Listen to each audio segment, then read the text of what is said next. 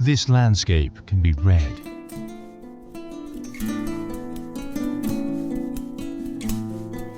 It is a place from where to see the world with fresh eyes and full hearts, where knowledge and life live in perfect harmony.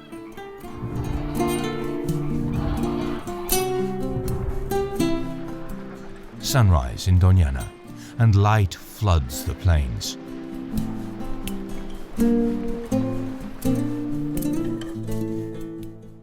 From the air, it looks somehow unreal. Contrasts and changing scenes expose the mosaic of ecosystems which make up this national park, considered the biggest ecological reserve in Europe and one of the most important in the world. A wetland teeming with life.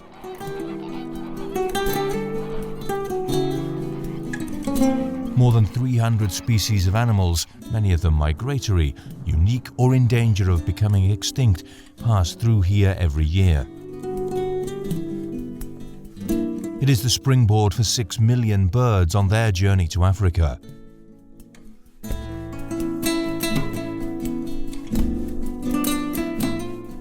For them, this flat, faultless horizon is an authentic paradise, which reminds us and makes us aware of our own triviality.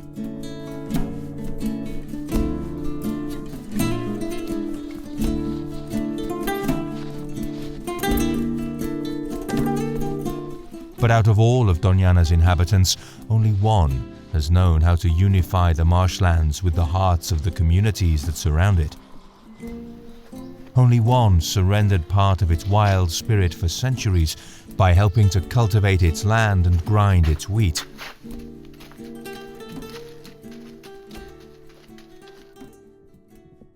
The Industrial Revolution served to reduce the hard work and provide a life of freedom once again.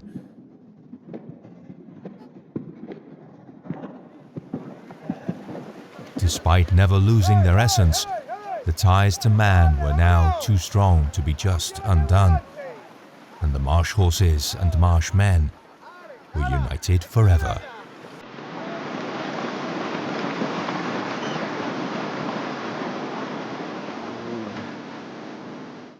And so, over time, this labyrinth of earth and water became a unique and sacred place. Later, a benevolent queen arrived here to stay. It was necessary to protect all this creation.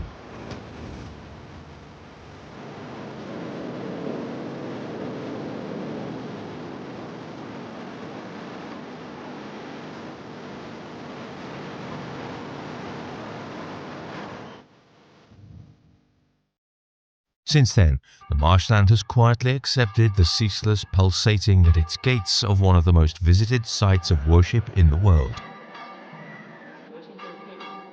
Because the Virgen del Rocío is there, and the Queen of the Marshlands doesn't like to be alone.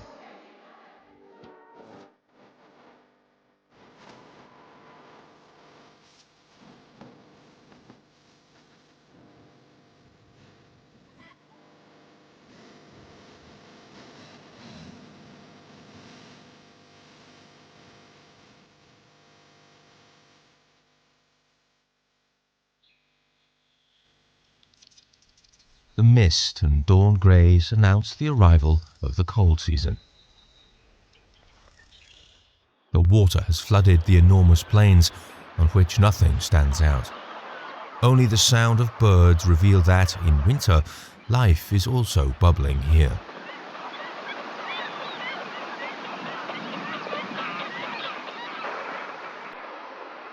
Doñana's marshlands are the main winter location for tens of thousands of geese who arrive fleeing the icy lands in the north. They are aware that this biosphere reserve is open to guests, and that in January, when more than 1 million geese, ducks and flamingos arrive, they have to hang the no vacancy sign.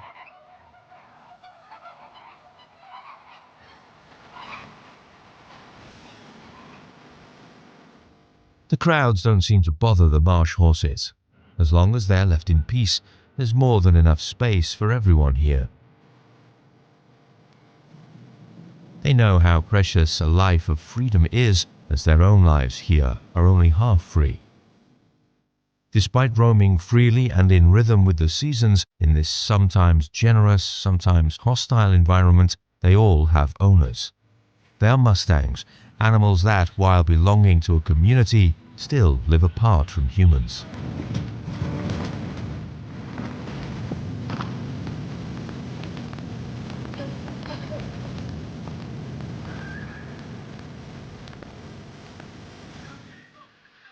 The local ranchers exert minimum control over them to ensure their well-being, and once a year cast them out of their paradise for a few days to turn them into the protagonists of a tradition that is as deep-rooted as it is unique. Afterwards, some will return to the marshlands, while others will not be so lucky.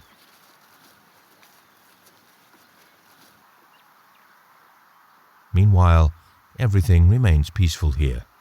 There's still a long time until summer arrives.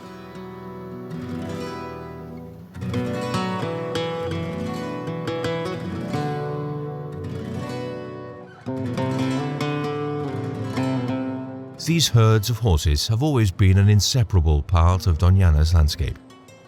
In the second half of the 20th century, man, in his banal search for beauty, started to cross them with other more svelte and less rustic breeds. Now, ironically, he's trying to reverse his previous efforts, hoping to recover the original breed that was so diluted in the past as to be brought nearly to the brink of extinction.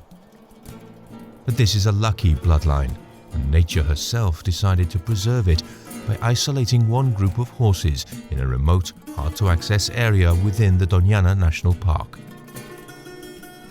Las Retuertas.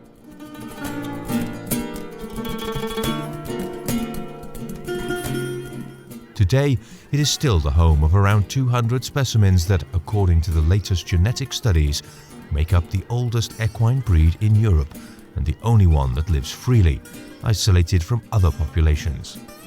It is the wild ancestor that escaped human domestication.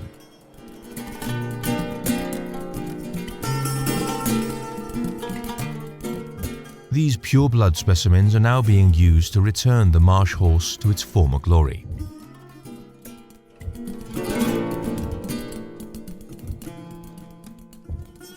Nosotros inicialmente estudiamos algunos genes mayores como el de la esterasa y encontramos una singularidad. Tenían una mutación que era propia de ellos, que no se daba a ningún otro caballo del mundo, y profundizamos más haciendo ya análisis de secuencias de ADN.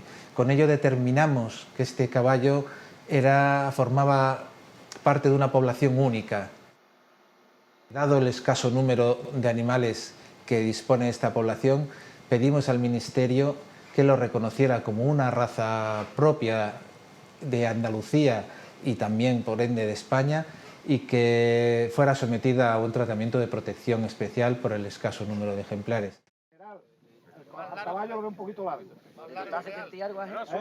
The hand of man once again plays its part. Every year, the ranchers select one stud from Las Retuertas that will continue to purify the marsh horse's genes and bring back its old morphological characteristics. The decision has been unanimous. The marshland mares have a new beau.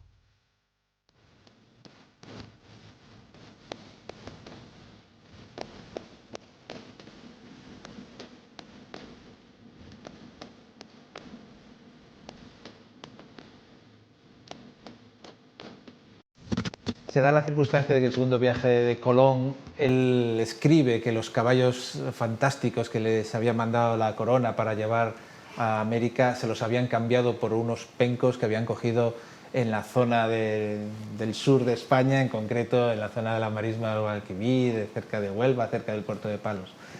Hoy en día nosotros estamos implicados en hacer un estudio de relaciones filogenéticas entre caballos ibéricos y caballos de criollos de todo Iberoamérica, incluyendo también los caballos americanos de razas más autóctonas, como estamos hablando en el caso del Mustang, por ejemplo.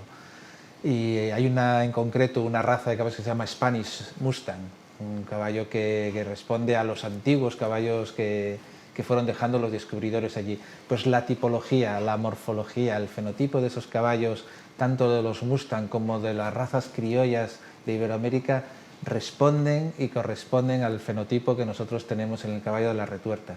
Desde el punto de vista genético, nosotros utilizamos herramientas de ADN, de fórmulas genéticas, para compararlos y buscar esas relaciones genéticas que existen y que corroboran los archivos históricos. But those animals were not such old nags. Deceitful traders took advantage of the fact that Columbus fell ill shortly before his departure and replaced the expensive specimens they had agreed on with other, much cheaper animals they had gathered from the Guadalquivir marshlands. The switch turned out to be fortuitous.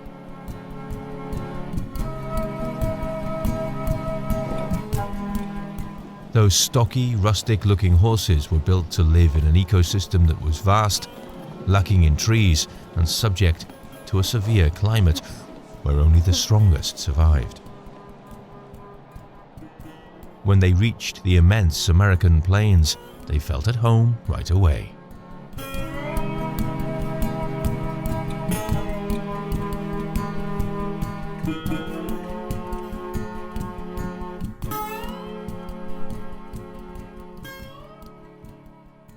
Ya la misma travesía era bastante fuerte y demostraba que estos animales eran fuertes porque iban enganchados en lo que hoy llamamos braga, que es lo que de esa forma lo montaban en el barco, y para que no se moviera el barco y pudiera correr el peligro de hundirse, pues los dejaban colgados en la misma bodega para que no se pudieran desplazar. El llegar un animal en esas circunstancias vivo a América, ya eso demostraba que había una resistencia en estos animales fuera de lo corriente, y que si alguno se perdía o por alguna forma se quedaba en libertad, también eso se ha dado gracias a esa resistencia de esos mismos animales que una vez que se escapaban explotaban lo que tenían, si eran hierbas distintas, pero ellos tenían capacidad para supervivencia. The horse originally came from North America. All horses in the world are related to a horse from North America. So about the last ice age, about 10,000 years ago, somewhere in there, these horses became extinct. And then Columbus came over and brought some of the first horses. And then every Spanish ship that came after that brought horses. The spread of the Spanish horse occurs in two different ways. First way is in California. The Spanish built 21 missions up the coast of California, and they all developed big ranches. And the Spanish government said, okay, you can't have that big a ranch with these missions, therefore you have to get rid of those holdings except for what is enough to support the mission. And at that time, they had 61,000 head of horses. So they had to get rid of some. Yeah. And then those horses went from there. Some of the Indians had learned to ride and stuff, and they developed those ranches. Then they moved into the Central Valley of California, where they multiplied in great numbers, and they had horses that people owned and wild horses all up and down the Central Valley. And they had so many horses that when California became a state, they debated whether they was going to make the wild horse on the flag of California instead of the grizzly bear. Now then, the Indians came up a different route. And that's the big part of our history is of the spread of the Spanish horse was the Indians. Part of that time they hunted buffalo on foot, and once they got horseback, they became horse cultures. Uh-huh. Now, as quick as the Indians got mounted, they learned to steal horses by raiding haciendas. The Comanches went as far as 500 miles down to Mexico, steal horses. Oh, wow. And bring them up. They had what they called the Comanche Moon, which was in September That's the season to go steal horses out of Mexico. And then they traded them.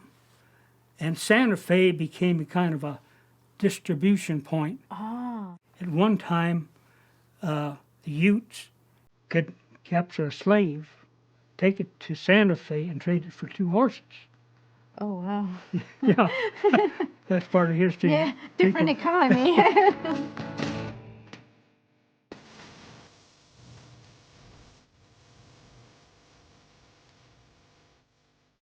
The horses weren't the only ones to travel. Given its proximity to the port of Seville, the Doñana marshlands became a source of much of the livestock being taken to the New World. This is how longhorn cows and marsh lambs ended up spreading extensively from New Mexico to California. In addition, the way in which the animal is handled was also transmitted.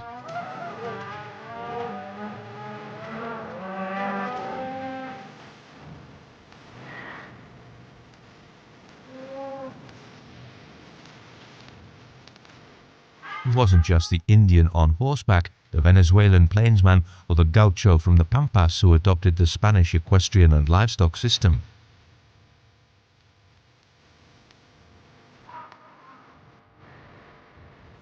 The legendary cowboy is, by the same token, a direct descendant of the Andalusian horseman. Even though Hollywood portrayed its westerns as being genuinely North American, the most salient ingredients have their origin in the Guadalquivir marshlands.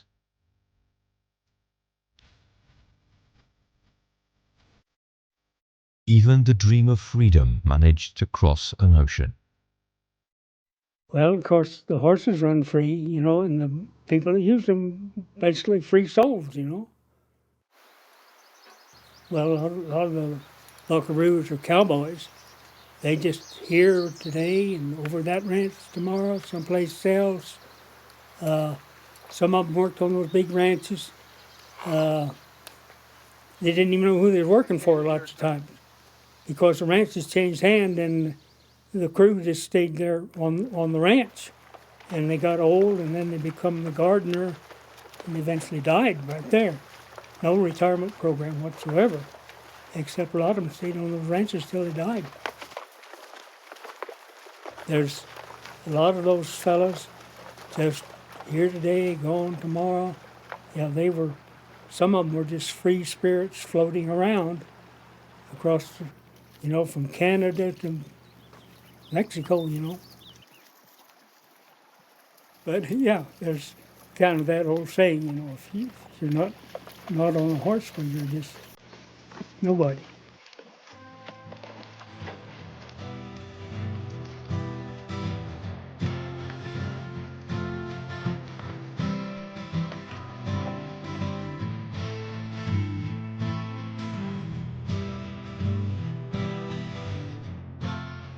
There are still a lot of those cowboys left. Tim is one of them. His free spirit also led him across the continent in search of a better life.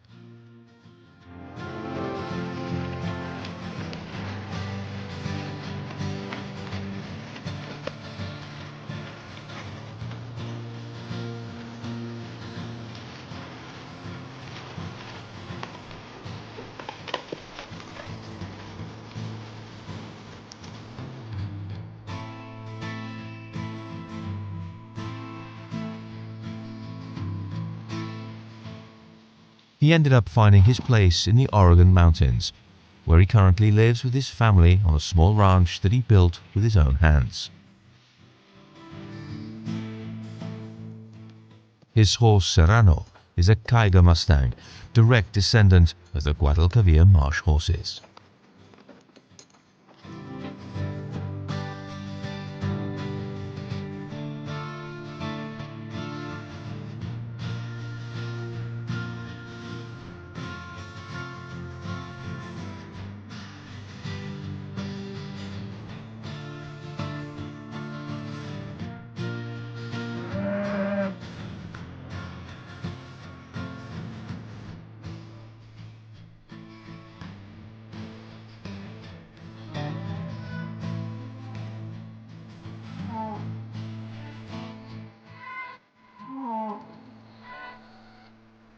Serrano's been a good horse for work because he's got good feet, got good legs, and I can travel on him really well. One thing I really like about my Kiger is that he's calm when I'm working with the cattle. He doesn't get all wound up and excited, and he doesn't get... So I can go through the cattle easy and part them out and do whatever I need. So I really like that about the Kiger that I have. Which he maybe isn't the best arena horse, but for work, he works really well for me.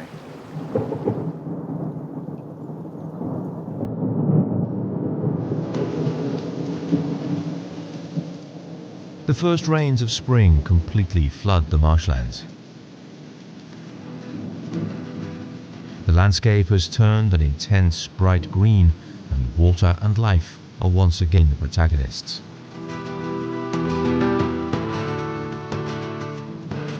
The troops of horses tend to group together in search of refuge, although the rain today is not too bothersome for them. The charged skies convert the wetlands into a huge 30,000 hectare larder. It's the perfect place to reproduce. The temperature is mild, the air smells of salt, and the sea breeze can be felt. What more could you ask for? A gift wouldn't be bad. As long as it doesn't fly away, of course.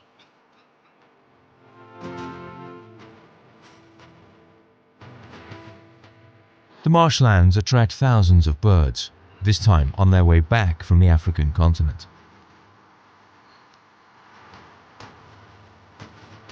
Storks, herons and swallows hope their families will grow this spring. Many of them have moved into Doñana permanently. Why bother going back and forth when it's so good here all year round? Flocks of glossy ibises are becoming more and more common in Doñana. Their population has increased dramatically. Over the last 20 years, the number of breeding pairs has shot up from 7 to more than 8,000.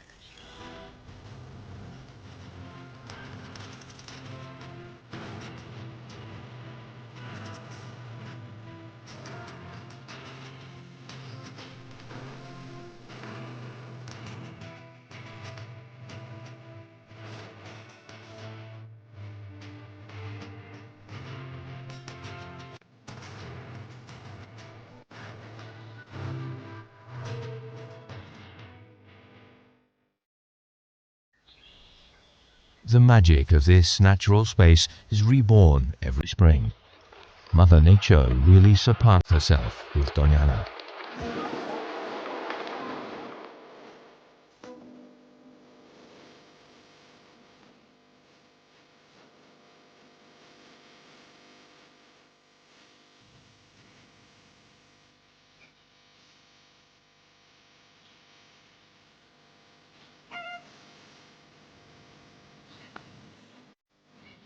Springtime also gets the marsh horses' blood racing.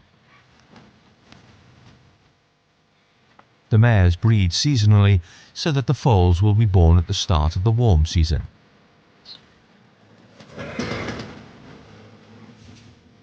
The stallion is affectionate in his courting, and even though he always ends up getting his way, the mare can sometimes prolong the courtship for several days.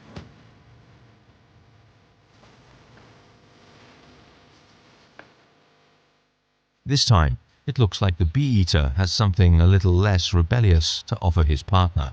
Perhaps luck is contagious. The mare's stance, along with some noticeable changes in her partner's anatomy, seem to suggest so. When the mare is receptive, she moves her tail to one side and starts to urinate frequently, releasing powerful sexual pheromones. In around 11 months, there will be a new foal in Doñana. But it's not all love. Even in the spring, life on the marshlands is hard. The vast plains are filled with water, and the horses often have to cover long distances. Walking is exhausting when their hooves sink into the dense mix of sand and lime. Communication is essential if they are to avoid anyone getting left behind.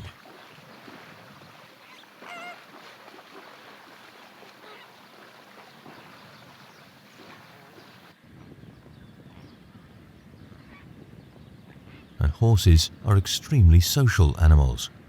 They interact with one another and organize themselves according to a strict hierarchical order. Several mares and their foals are often guided by one dominant male, on whose shrewdness the group's safety depends. When two troops get too close to one another, temptation is inevitable.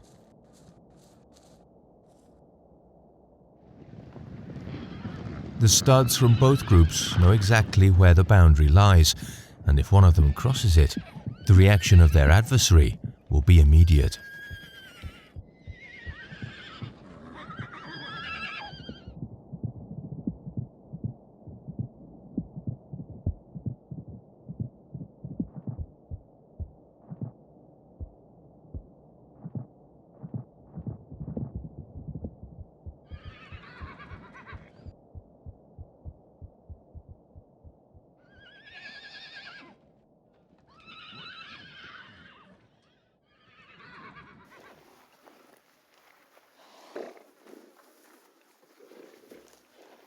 The sun hangs heavily over these shadeless lands.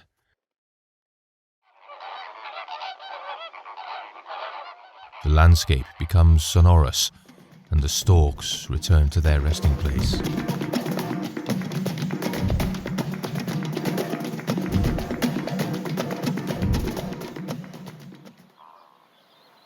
The moon, pale and exaggerated, trembles as it rests over pools, lagoons and creeks.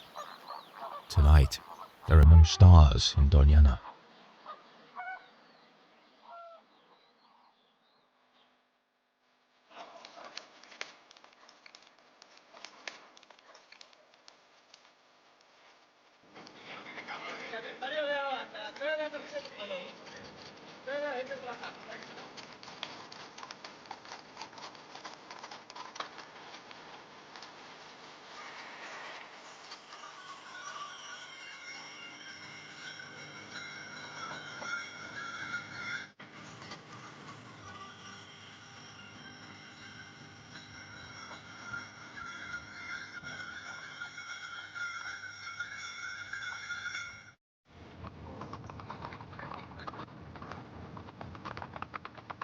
Today is a big day for the marshland communities. The mayor's guardians have been up since dawn.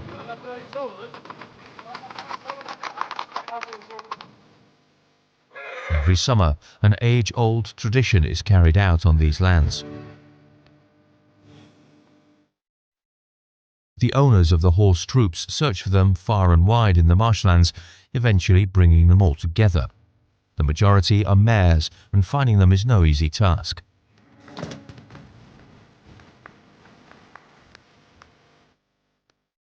In June, the village of Almonte celebrates the removal of the mares. Hinojos, another village, has their celebration in September, when it is called the regrouping of the mares.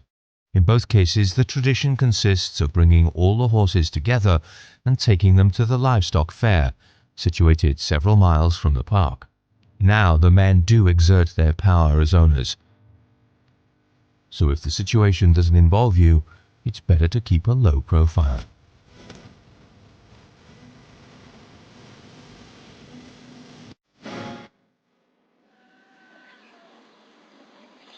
The summer is starting to dry out the marshlands. This is the toughest season. Scorching and suffocating, there is barely any shade in which to seek refuge.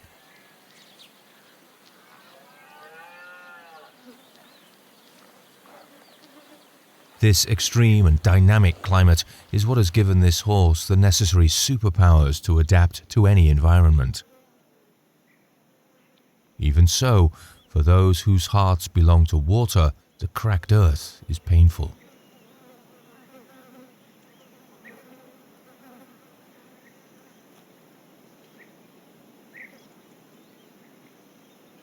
dung beetle is very protective of his loot. Horse manure is exactly what he was looking for. As with any treasure, finding the best spot to bury it is crucial. Once underground, the female beetle lays her eggs in it. This way, when the larvae hatch, they will be able to feed on the excrement. It may be dirty work, but it really is the perfect nest.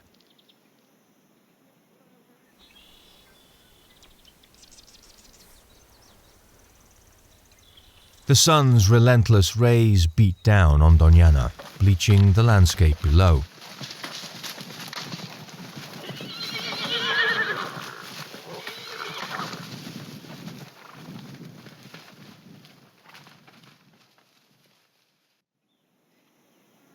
But some areas still conserve a large amount of water.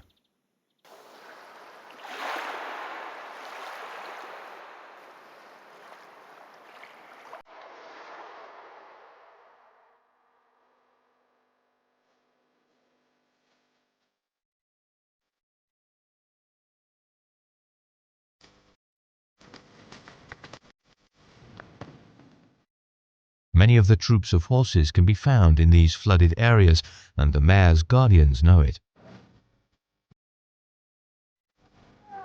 These men have also been molded by the marshlands, which have taught them all they know and given them all they have. The tradition must be kept alive, and not out of duty, but rather out of pure self-respect.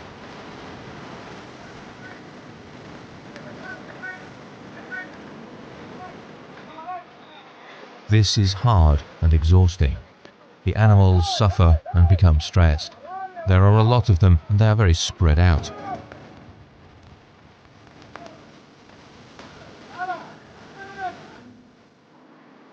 The water, mud and heat only exacerbate the situation.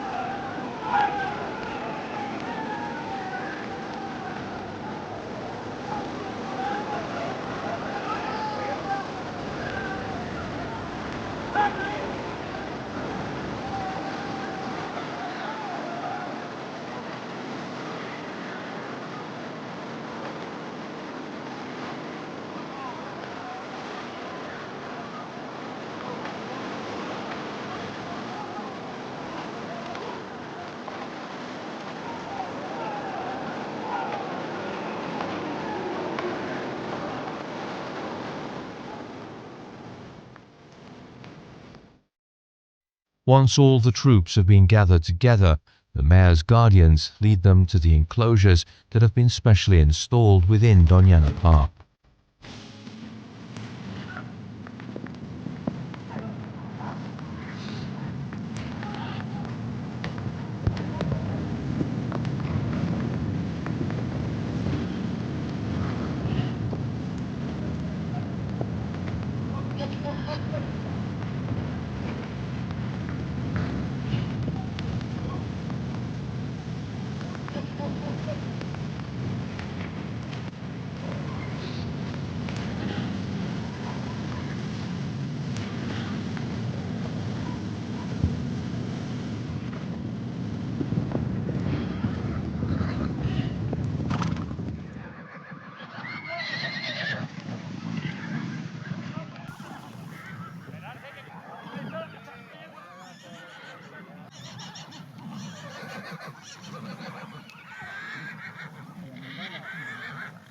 Here, the mares from Hinojos and Almonte are separated. These are the only two local communities that have kept this tradition alive. In the past, the arrival of summer meant an absence of grass in Doñana, and so the livestock was moved from the marshlands to nearby pastures, where the mares could graze and be used for agricultural labor. Come winter, they were returned to the marshlands. This custom, which is over 1,000 years old, is the origin of what is known today as the removal and regrouping of the mares. Despite the passing of time, the local horsemen have kept this tradition alive and exciting. Tradition runs deep here and cannot be swept away by the wind, no matter how hard it blows.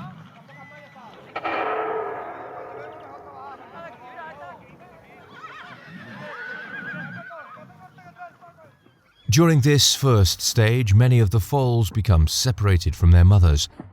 Now they trot happily alongside them. They will spend the night in these enclosures all together.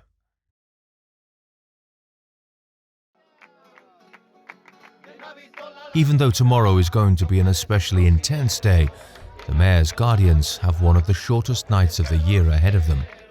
This is the first stop on their journey.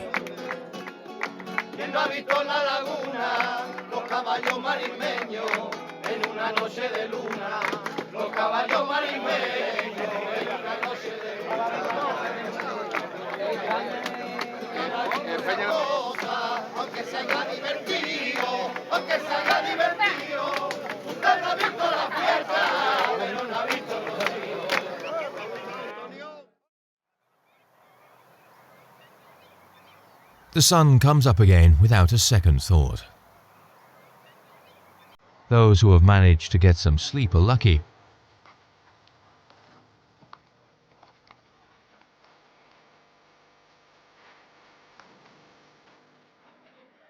Like every year, the lack of sleep is made up for with a breakfast of eggs and onions.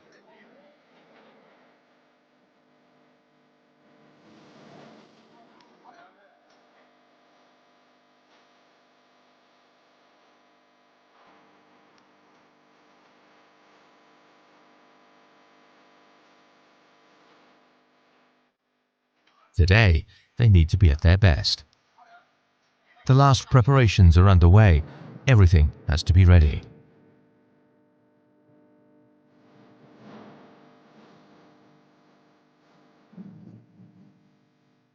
For the ranchers, these men in their grey hats and scarves, long stirrups and sticks over their shoulders, the horses do not represent money or luxury. They are in fact a large part of their family's expenditure and often a cost that is difficult to assume. But this is more than a lifestyle. It's a religion, and if they have to do without something, it definitely won't be the horses.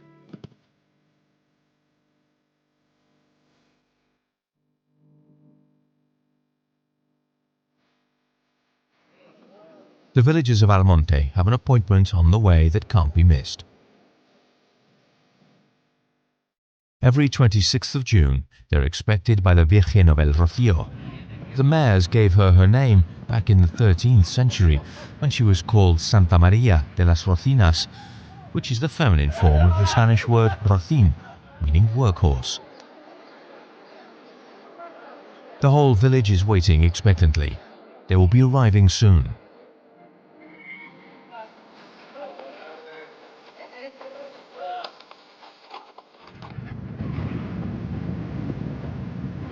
At around 10 a.m., the first troops arrive and the village streets are filled with neighing and whinnying.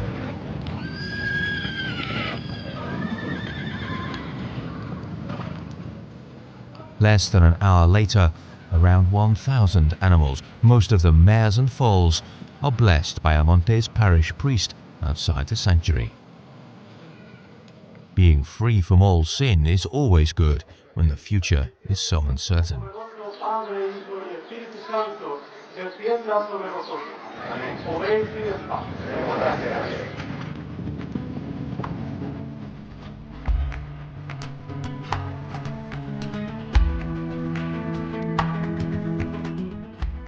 total catharsis. Everything meaningless is left behind. Like generals leading their army, the mare's guardians feel powerful. They staunchly defend the trot without horseshoes or bridles of their troops born in freedom.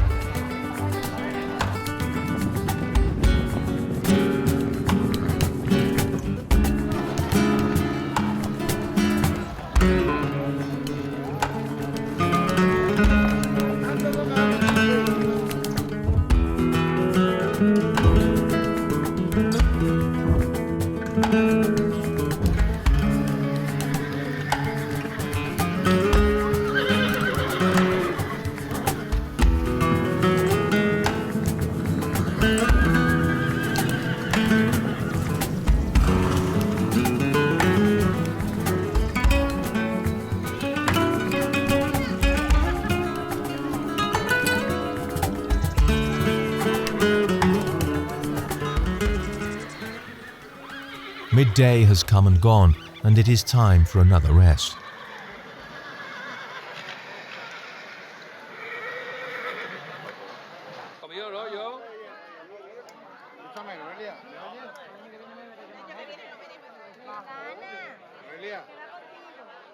Here, everything has been prepared to keep the entertainment to a minimum.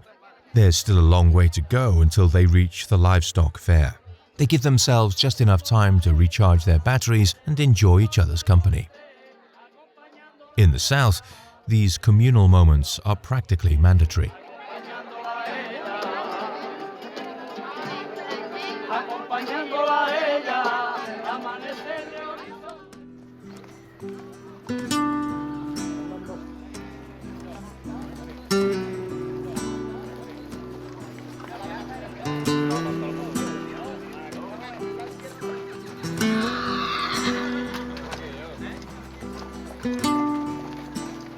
During the march, it is the horsemen at the front who lead the group. They must be skillful and mark the horse's rhythm, neither too fast nor too slow. Those at the back must also be careful. If they are too insistent, they could push the horses in the middle out to the sides.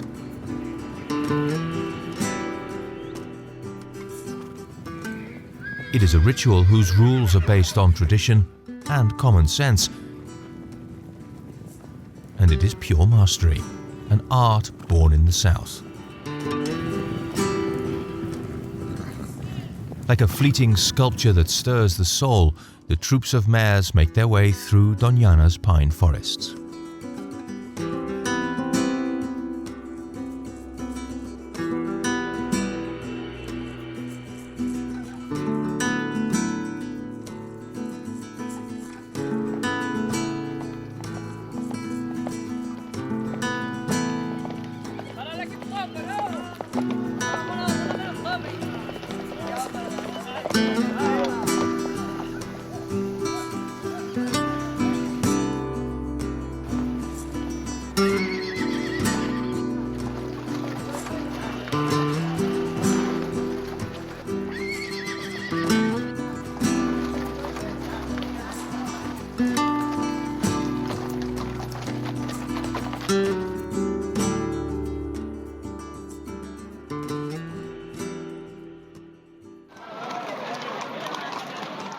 Now, almost at the livestock enclosure, the mare guardians of Hinojos cross their village with the troops of horses, just like the men from Almonte did. The whole village comes out to meet them, and yet there's a feeling of sadness in the air, as there is every year. The end is near. This authentic tradition has been carried out, and the communion between nature, horse and man has been left behind on the dusty paths in the marshlands. Now it's time for the livestock fair, where many of the foals will be sold.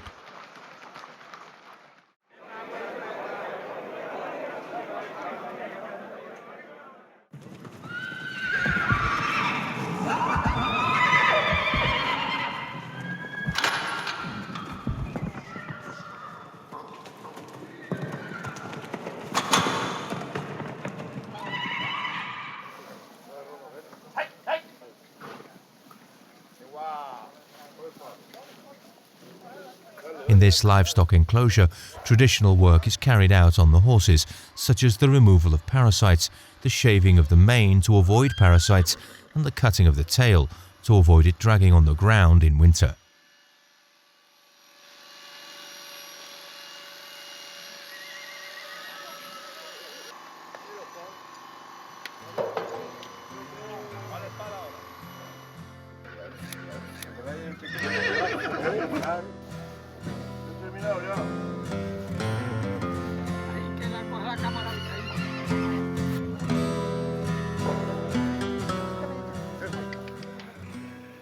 Hoy en día ni el ejército consume animales para él, ni la agricultura tampoco, con la mecanización de ambos. ¿Y para qué acaba este animal? Pues muchos de ellos se venden para vida, porque son animales muy funcionales y son bellos, no todos, pero sí un porcentaje elevado, y otros que no tienen ese valor estético ni de otro tipo, pues acaban vendiéndose para la carne. In fact, many of them are sold at laughable prices to be turned into food. Despite not being very profitable for the ranchers, they find themselves obliged to sell the animals cheaply, as the number of horses that can live in Doñana is limited.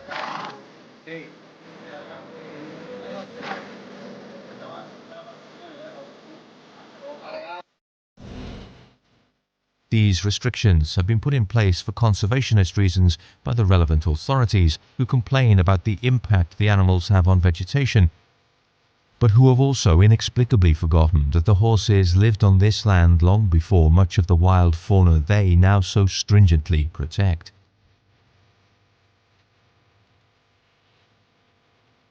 It seems their status as wild or almost wild is not enough to grant them the benefits of protection, or perhaps the continued omission of these animals by the scientific community, largely forgotten until around 10,000 years ago, has contributed to stripping them of their worth. In any case, even the mare's guardians, who love them so much and dedicate so much time and effort to their preservation, are rarely seen riding the marsh horses.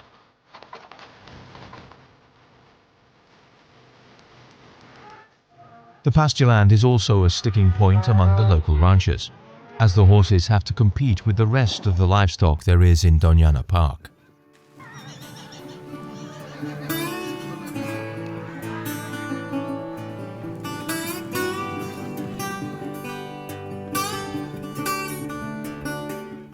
In the USA, this was the main reason, along with the rise of industrialization, for the sharp decline of the 5 million Mustang horses that grazed freely in the west of the country at the end of the 17th century. Many of them were domestic animals that had escaped the ranches and integrated themselves into wild herds. From this and their Spanish provenance comes the name Mustang, which is a word derived from the Spanish mesteño. From the 20th century onwards, there began what we would call an extermination of the Mustangs, whose meat started to be used to make food for dogs, cats, and chickens. By the end of the 1960s, there were only 17,000 horses left.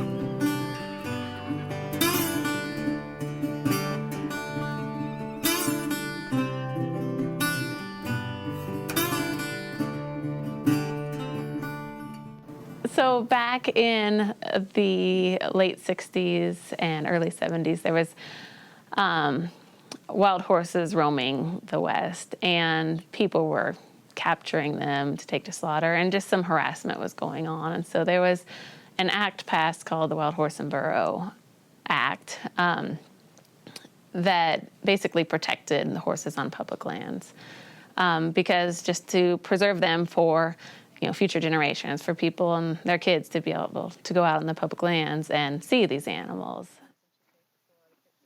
This law, which was applauded by the general public, came in response to the social protests started by a group of school children who were distraught at seeing the survival of one of their national icons, this symbol of a life lived in freedom, in danger. In theory, from 1971, Mustang horses could no longer be put down. I see the Spanish Mustang as part of our history. In the law, it talks about preserving history. It's part of our history of the United States is the wild horse or the Mustang. The horses Bureau of Land Management manages for present day are the ancestors of the horses reintroduced into North America back in the 1500s. These are the same animals that farmed our crops, settled our nation, and fought our wars. What the U.S. government does now, in theory, is gather the herd every 4 years, because every 4 years, the size of the herd doubles. So you gather every 4 years, you then offer those horses up for adoption. And the public can come in and adopt those horses. If it is the normal adoption price is $125, not very much. I have Mustangs from a lot of different Mustang herds here that we got for $125. They come with wonderful social skills, they come with all the athleticism of a wild horse, and they are very reasonably priced because they are part of the government program. Right now, we have a nonprofit, and my husband and I help a lot as well, because we love it. We like to share the horses with teenagers. We love to share the horses with kids with special needs, and then with the general public too. It's fun to tell a story, and they're beautiful horses. The more that people know about them, the more they will be treasured.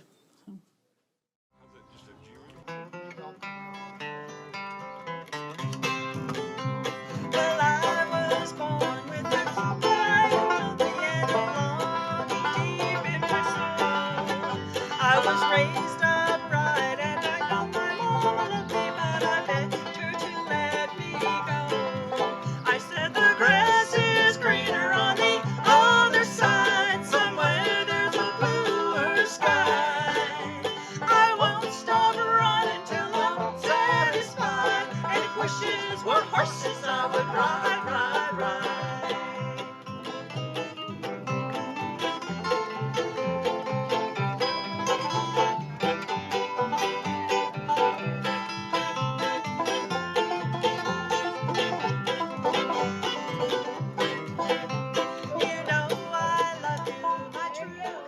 There are currently many private associations that work to protect the Mustangs. They are the reflection of a collective feeling that is still very vocal when it comes to passing legislation on these animals.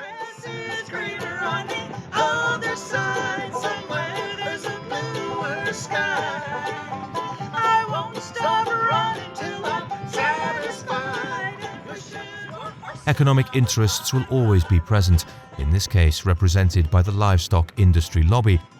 But perhaps all that is needed is to find alternatives that protect that which is genuine and authentic, to find a way to live in harmony with nature, or at the very least, not fight against it.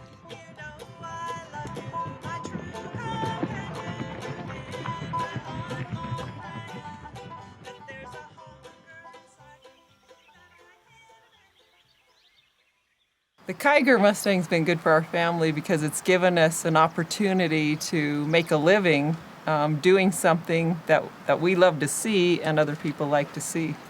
The guests like coming to see the Kaigers because it's something wild, I think, and very beautiful. And the mane and tail look really ragged and wild. And I think sometimes they can't believe they're actually seeing something that's actually wild.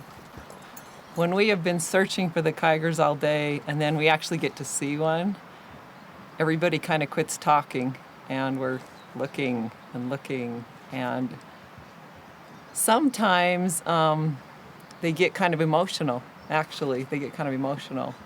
Mostly it's very silent and they just don't want to miss seeing what they're looking at. People like to come see the Kiger because there's a mystique to the Spanish connection, to going back to the old Spanish breeds that Columbus brought over, and the BLM has worked real hard to make sure this herd stays as true to that form as it can. I mean, none of these horses came over with Columbus, of course, but they have done a pretty good job in making these stay. Well, people have reacted several different ways when they see the Kigers. When we bring them up here and they look across a canyon and see them, some of them are pretty elated and think that it's neat. We've had a couple gals that just broke down and cried. It stirs people's emotions as they see them, and that's kind of neat. It's kind of neat being a part of that sometimes to see it. It helps people think about real things.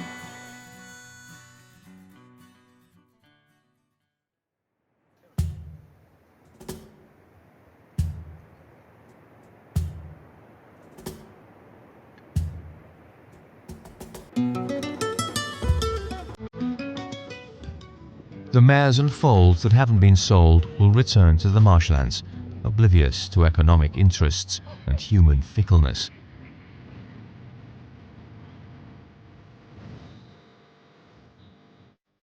Predecessors of the most famous and emblematic horses in the world, it seems that despite their strength, resistance and tenacity, they have not been able to become prophets in their own land.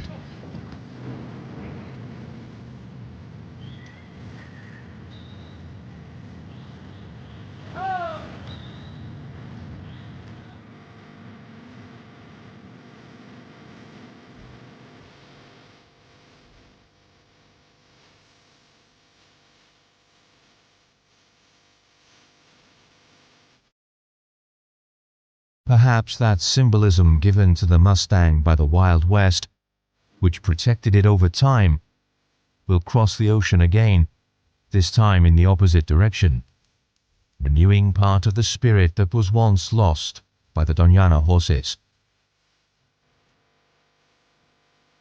The Andalusian Mustangs.